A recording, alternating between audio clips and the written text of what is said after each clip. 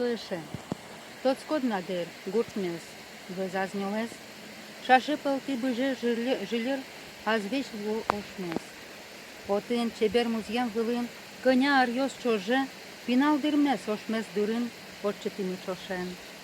Gujem pășdir, aran vacât, pereș badea rulân, lâmșor care araș calec, deciși oșmes durân.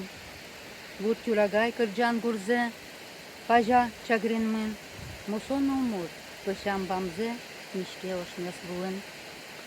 Socul ieșeam în iarati, șoșcât colhoz vudez.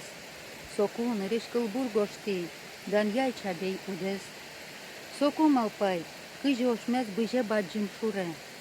Oș șaierlen bagim ujaz, mânam uje părân. Ton gorodin tâmne eșe, mânam uje ludin. Noșașmios ogja cioșen odig leștișconen. Ogja uje coť kudujme, pâre vlorșamen. Tini soyin, tașa ierme, узырлуя умен. Многие стихи Николая Семеновича посвящены родникам.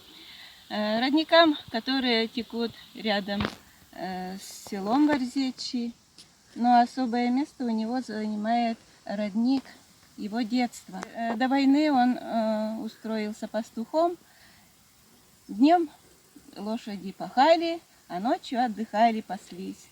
И вот Николай Семенович вместе с друзьями пас.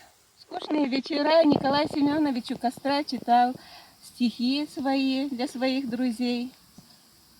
А затем он подумал, что можно и спектакли ставить. Они стали разучивать пьесы.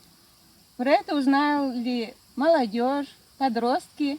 Стали собираться у творческой молодежи в лагу.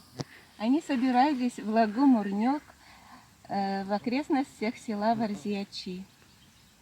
Хоть это место было не так близко к селу, но травы там было много. И в этом лагу собирались молодежь, дети.